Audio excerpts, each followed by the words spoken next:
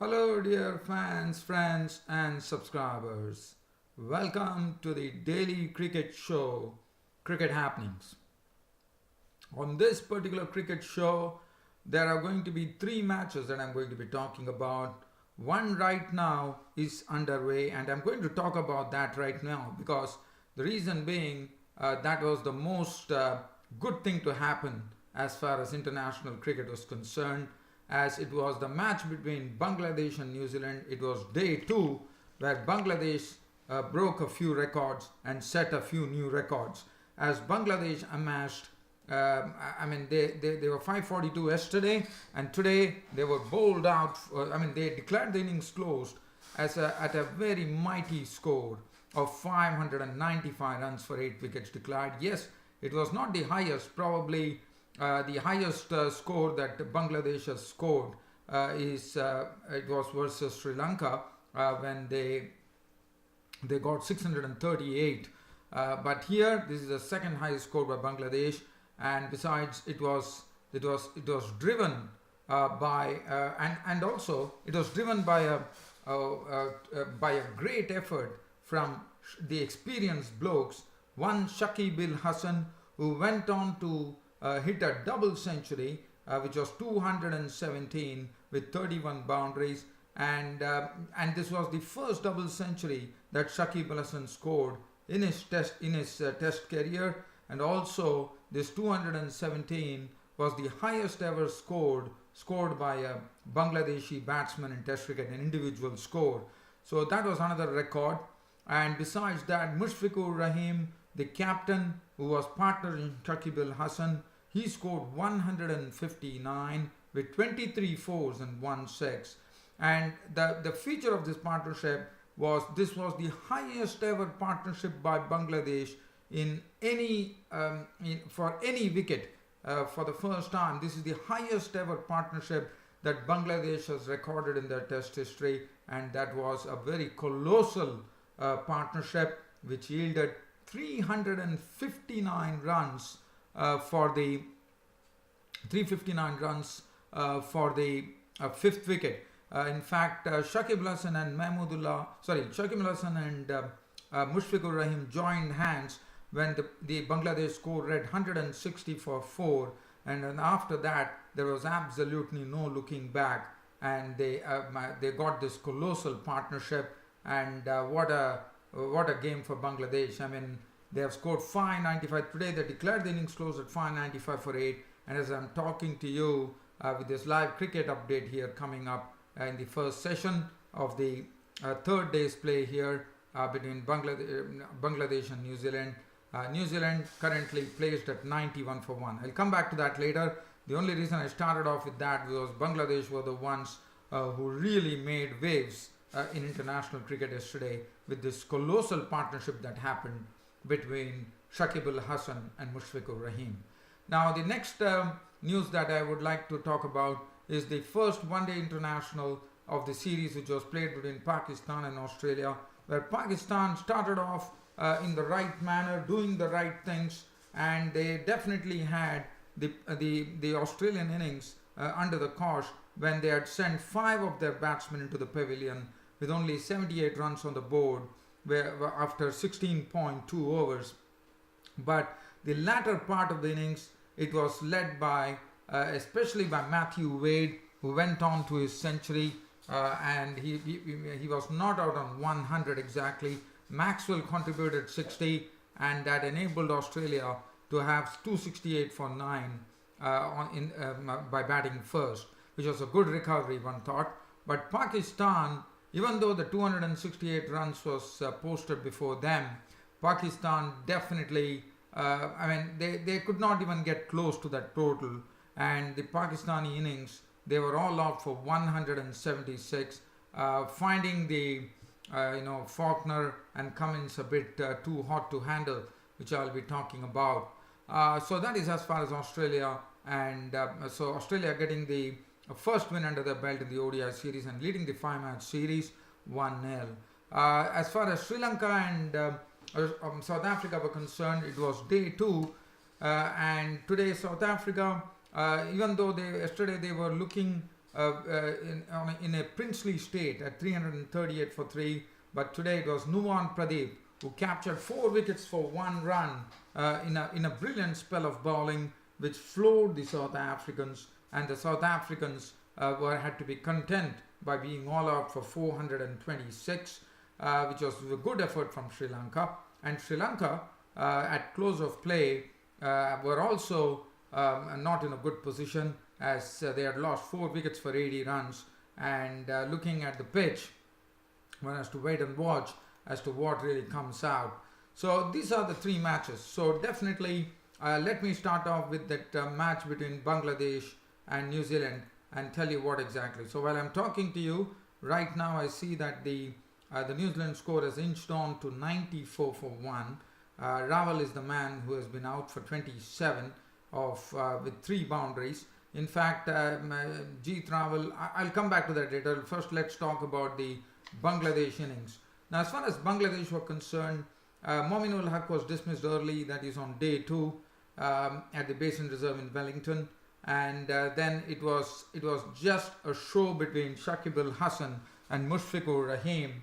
After getting that 1 wicket, the New Zealand bowlers had to really toil on this particular. Even after taking the new ball, the runs were only cascading from the blade of Shakib al Hassan and Mushfiqur Rahim.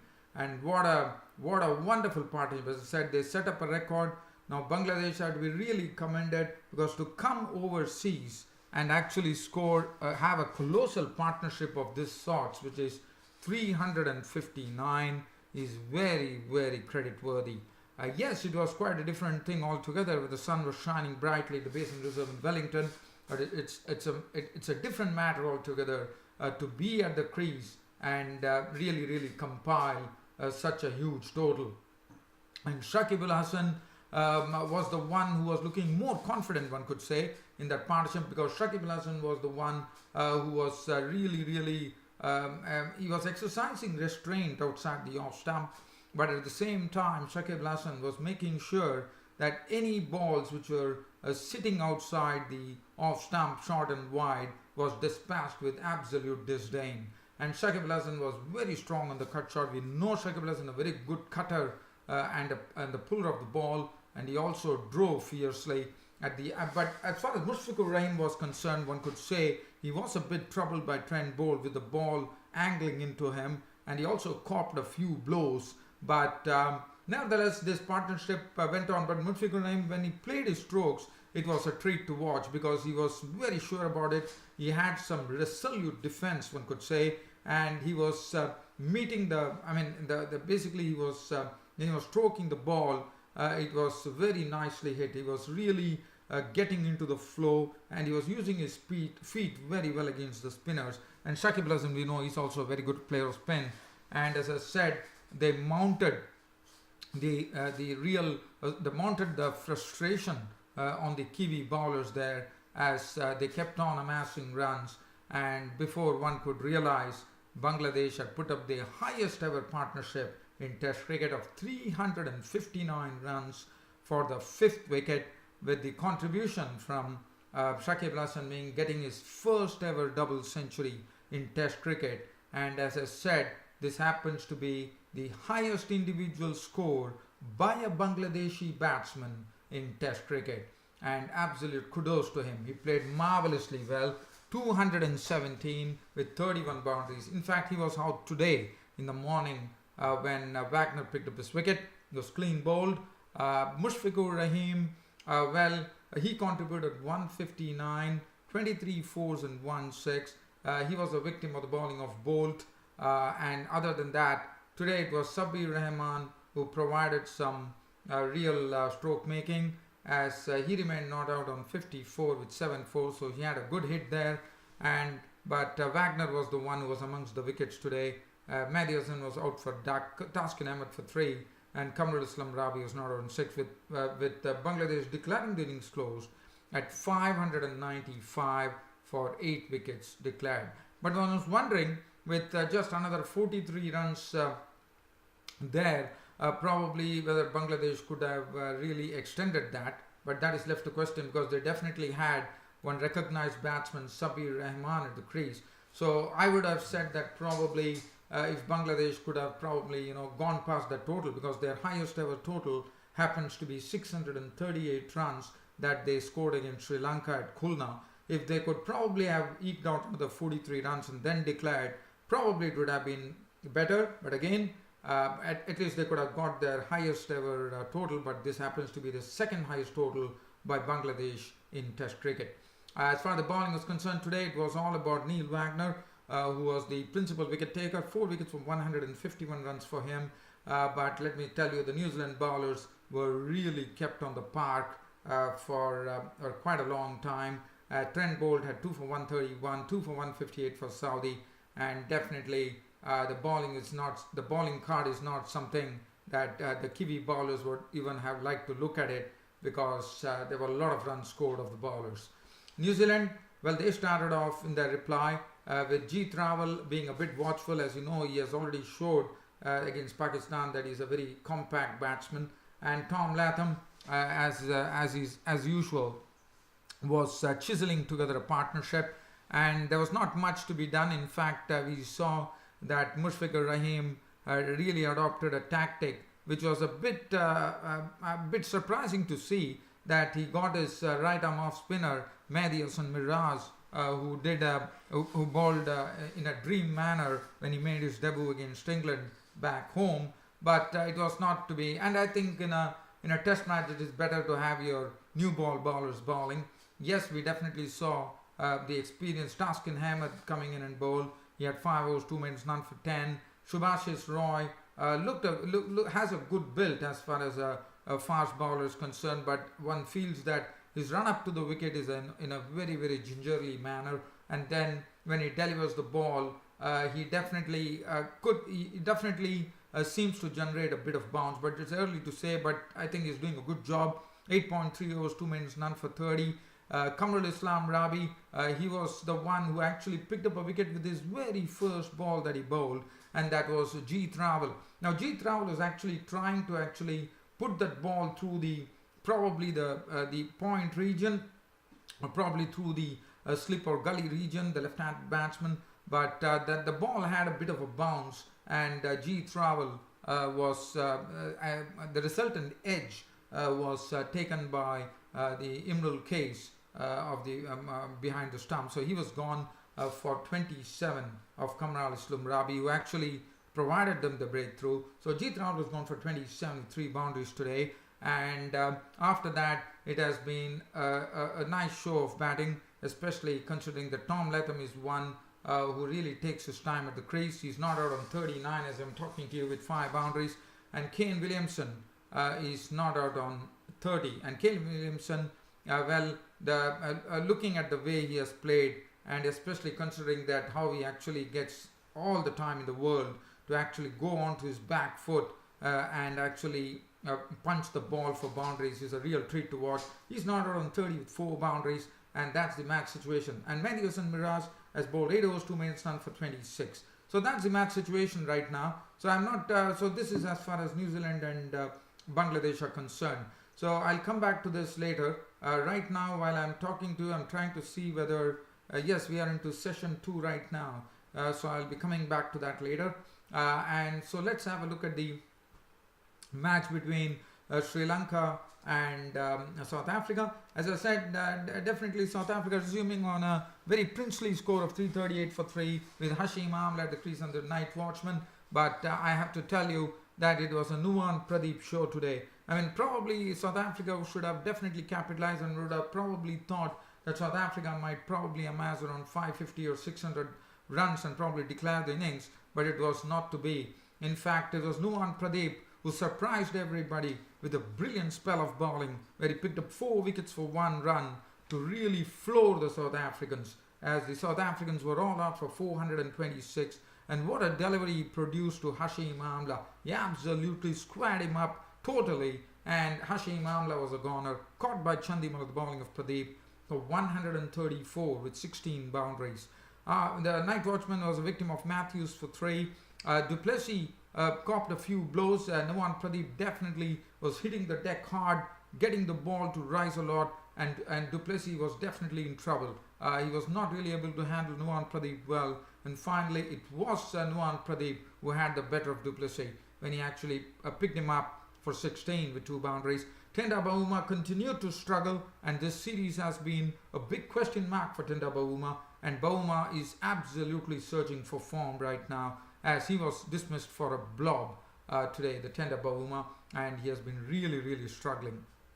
Quinton de Kock was the only man who actually helped the South Africans from recovering from that blows in the company of Wayne Parnell. Philander got a sort of a delivery which actually bounced at him, and he actually was caught by Chandimal for naught. Quinton de Kock indulged in some good stroke making to make 34 with 5 boundaries, but his wicket was taken by Lairu Kumara.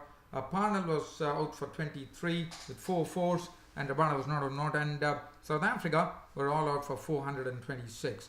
The wicket takers, Nuwan Pradeep was the pick of the bowlers, 27 overs, 8 maiden, 78 runs and 4 wickets, picking some important wickets there today. And then Lairu Kumara was the other principal wicket taker, continued to impress, 4 wickets for 107 runs for him. Sri Lanka actually replying to that total from the South Africans at close of play, finished at 80 for 4.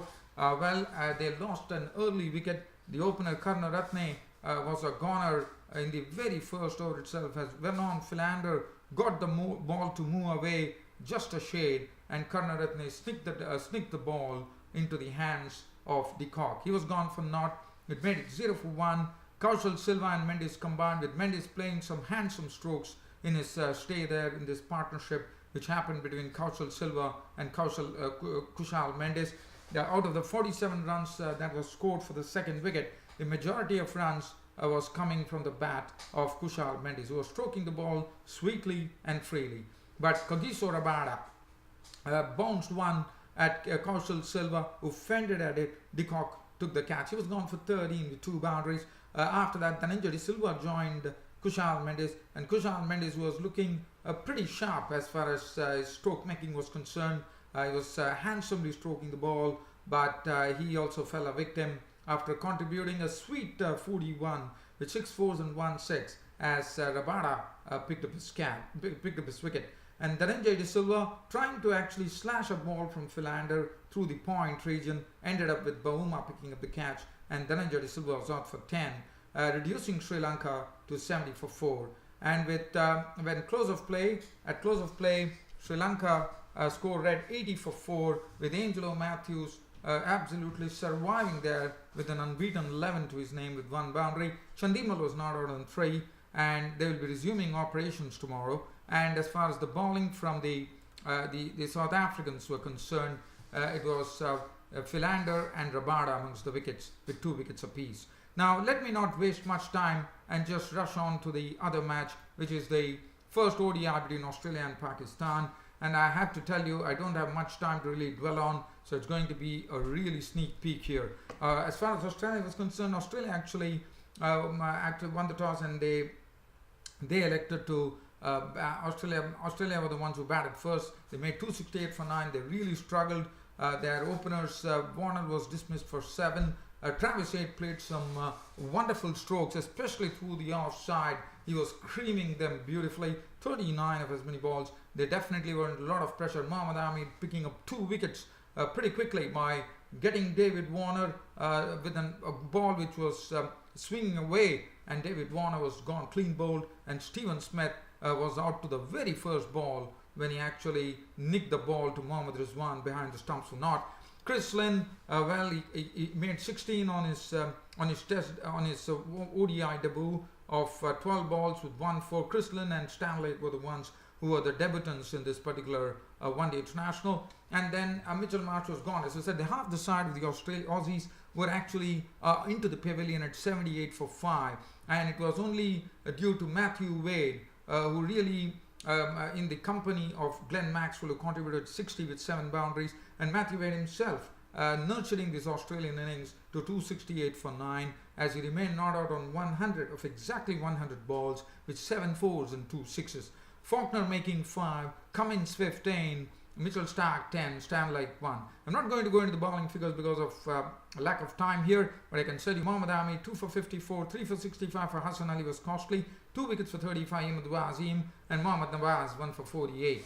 Pakistan, well, they were given a target of 269 runs, but definitely they were not going anywhere. There was no significant contribution coming up, with the highest scorer being Babar Azam, who made 33 or 40 was 3 fours. Azhar Ali was out for 24. Azhar Ali, unfortunately, had a bit of a hamstring problem, and that precisely really affected him. But he has gone for 24, 18 from Shahjil Khan, Umar Akmal 17, Mohammad Rizwan 21, Ahmed Wasim made 29. But other than that, there was no significant contribution, and Australia won the first one-day international with by bowling out the Pakistanis for 176. Matthew Wade was the man of the match, and as far as the bowling was concerned, Mitchell Starc at 2 for 34. James Faulkner was the pick of the bowlers, 4 wickets for 32 runs. Cummins showed some real serious pace, 3 for 33 of 8.4 overs, and I have to say Stanley, on debut, the tall beanpole bowler, 3 overs, no maiden, none for 13. Other than that, there's nothing to really talk about. And Travis Head did a good job with the ball, I thought, bowling, trundling away 10 overs and conceding only 28 runs. Well, dear fans, subscribers, as I said, I'm a bit short of time here. It's about time for me to wind up on this cricket show. But before I do that, I'm trying to see whether I can go and give you a quick cricket update here. And the quick cricket update coming in from the Basin Reserve in Wellington is New Zealand have reached the 100 mark now. They're 104 for 1. Latham is 42. Williamson is 35. And with this, I'm leaving you on this cricket show today and promising you that I'll be back with you all tomorrow. Until then, it's good night.